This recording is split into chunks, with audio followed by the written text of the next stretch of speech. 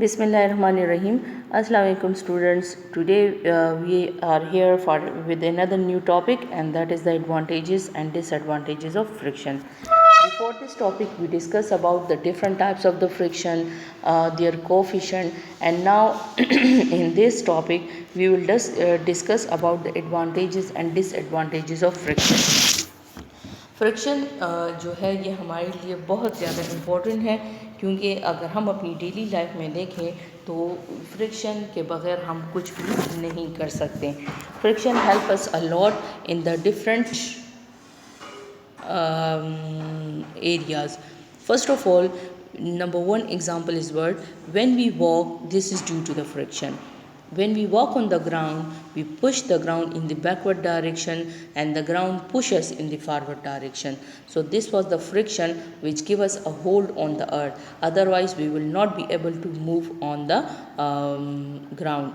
आप इस तरह की मिसाल ऐसे भी है कि इफ़ यू सी दैट एक कच्ची ज़मीन अगर आपके पास होती है, मिट्टी वाली कच्ची ज़मीन है, तो उस पर हमारे लिए वॉक करना आसान होता है as compare to the polished marble surfaces, जिस पर पॉलिश्ड हुआ हो, साफ सा हो और बहुत ही ज़्यादा स्मूथ सा हो, और अगर उस पर थोड़ा सा पानी भी डाल दिया जाए तो it becomes the very much slippery and we are not in a position to get hold on that ground even in the state of rest. So क्यों? इस वजह से कि वो जो कच्ची ज़मीन थी उसमें फ्रिक्शन ज़्यादा थी, while जो मार्बल की वो जो सर्फेसेस होती है उसमें फ्रिक्शन कम होती है. Number 2, it is the force of friction which holds the screws and nails in the wood. यानी screws और nail कील को बोलते हैं. ये जो different screw और nails होते हैं और ये जो सारे हमारे पास wood के अंदर जो stay करते हैं या दीवार के अंदर, तो ये भी friction की वजह से होता है. जहाँ पर friction ज़्यादा होगी वहाँ पर nail जो होता है वो मज़बूती से लग जाता है, और जहाँ पर जो दीवार जिसके अंदर रेत ज़्यादा होती है, सीमेंट कम होता है और उसके अंदर, तो फिर वहाँ से ये फ्रिक्शन जो होती है वो कम होने की वजह से वो नेल गिर जाता है. The belts moves over the pulley due to the friction. यानी जो बेल्ट मूव करते हैं पुली के ऊपर, ये जैसे वाटर की जो डिफरेंट छोटे छोटे मोटर्स होते हैं जो हमने लगाए होते हैं पानी के लिए, तो ये सारे. The brakes of the vehicles work due to the force of the friction to stop it. गाड़ी के अंदर जो ब्रेक सिस्टम होता है, हर टायर के लिए जो ब्रेक शू और ये सारे होते हैं, तो ये जो गाड़ियाँ स्टॉप करती हैं, it is also due to the friction. And you can easily see in the bicycle when you apply the brakes, तो वो कैसे स्टॉप करती हैं. The lightning of a matchstick is also an application of the friction, and it is a common observation of our daily life कि अगर उस match box जो होता है उसकी वो जो सरफेस को आप देखो साइड पे, जहाँ पर आप लाइटिंग करते हैं मैच स्टिक की, तो वहाँ पे वो जगह ज़रा रफ सी बनी होती है. ये रफ सी जो बनी होती है ये इस वजह से होती है ताकि ये हमें फ्रिक्शन दे दें. एंड इसके ऊपर अगर थोड़ा सा ऑयल गिर जाता है या थोड़ा सा पानी गिर जाता है तो इट बिकम स्मूथ, तो फिर वहाँ पर फ्रिक्शन ना होने की वजह से वो मैच स्टिक जो होता है वो लाइटिंग नहीं होता. We can tie a knot due to the friction. So it is also the example of the friction, and we can write on paper due to the friction.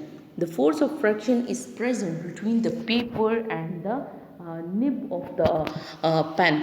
So that's why we can write on the paper. And also the finger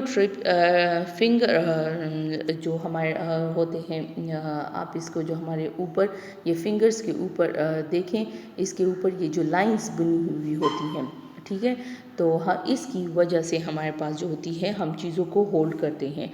अगर ये lines हमारे हाथों से, अगर आप बहुत ज़्यादा Surf use करो तो उससे ये आपकी लाइन जो होती है बड़ी स्मूथ हो जाती हैं, या फिर अगर आपके जो है जल जाता है तो फिर आपके ये फिंगर टिप्स जो होते हैं ये काम नहीं करते. तो ये था जी एडवांटेजेस ऑफ फ्रिक्शन का. डिसएडवांटेजेस ऑफ फ्रिक्शन क्या है भाई? हर चीज़ के एडवांटेजेस होते हैं तो साथ में डिसएडवांटेजेस भी होते हैं. तो सबसे पहले ये है कि द यूज़फुल एनर्जी जो होती है that is wasted due to the friction which appears in the form of the heat energy. ठीक है, and friction causes the wear and tear in the machine. Wear and tear mean मुरम्मत, कि एक तो इसका ये काम है कि गर्मियों में आपने देखा होगा कि जब हम पेडिस्टल फैंस जो होते हैं उसके अंदर जब फ्रिक्शन आ जाती है तो उसकी स्पीड कम हो जाती है, और उसके बेग पे अगर आप हाथ रखो तो वो बहुत ज़्यादा गर्म हो जाता है थोड़ा सा 15-20 मिनट लग जाने के बाद। तो ये इस वजह से होता है कि इसके अंदर वो जो यूज़फुल इलेक्ट्रिकल एनर्जी है वो सारी की सारी क्या होती है, कन्वर्ट होती है इनटू द हीट एनर्जी। इस वजह से यहाँ पर फ्रिक्शन होने की वजह से हमारे पास वो यूज़फुल एनर्जी जो है वो वेस्ट हो रही है। ठीक है, friction causes the wear and tear in the machine. तो वेयर एंड टियर मीन मुरम्मत। जब डिफरेंट पार्ट्स के अंदर फ्रिक्शन आ जाती है तो इसके ये जो एक दूसरे के ऊपर ये घिसना होता है, तो इस वजह से मशीन जो होती है तो उसके वो पार्ट्स घिस जाते हैं और वो ख़राब हो जाते हैं, तो फिर हमें उसकी मुरम्मत करानी पड़ती है। It decreases the efficiency of machines. Efficiency जिसको हम कहते हैं कारकर्दगी।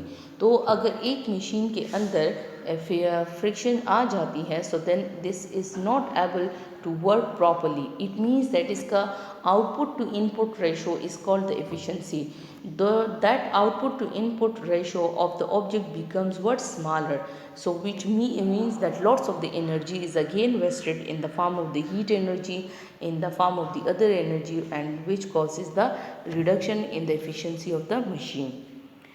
It decreases the speed of the moving vehicles, means कि ये स्पीड को भी डिक्रीज़ करता है। जितने भी मूविंग व्हीकल्स होते हैं, गाड़ियाँ जो चलती हैं, तो अगर उसके अंदर फ्रिक्शन होती है तो आप अक्सर बच्चे कहते हैं ना कि हमारे पास आजकल जो लेटेस्ट गाड़ियाँ हैं GLI, XLI या इस तरह की, आप करोले जो हैं, आप इनकी स्ट्रक्चर को देखें और आप वो जो एक जीप होता है उसको देखें तो उन दोनों की स्पीड में कितना फ़र्क होता है। ओके जी, methods of reducing friction. So there are the some methods also for the reducing friction. The number one is by polishing.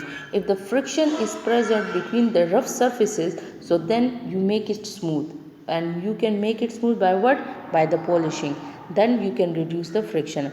By applying the lubricants, the second method is lubricants, mean oil or grease. Whenever there is friction present between the some object, yeah, where there is the friction in the some object, so then a certain liquid is required which is oily or greasy in nature, and when we rub it and when we put the oil, pour the oil in that portion, so it becomes smooth and the object has the friction, but that becomes too much lesser. And the third method is what? By using the ball bearings. So in different parts of the machine where the parts have to slide over one another, so there we put the bearings, we use the bearings, ball bearings को कहते हैं, वो हम लगा देते हैं। तो जहाँ पे हमने स्लाइडिंग फ्रिक्शन होती है तो उसको हम कन्वर्ट कर देते हैं into the rolling, because the rolling friction is 100 times lesser than the sliding friction. So then we change the sliding into the rolling friction. So जी, ये था complete हमारा topic which was the advantages of the friction, disadvantages of the friction and methods of reducing friction. And this is very much important because ये paper में हमेशा short question के form में ही आता है, and this is very much important. So it was all about, and hope you understand it. There will be no problem for you to when you discuss it. और आपके पास ये book में भी इस तरह से लिखा हुआ है, जब आप इन स्लाइड्स को चेकआउट करते हैं, so also concern with your book. Thank you so much student, it was wonderful.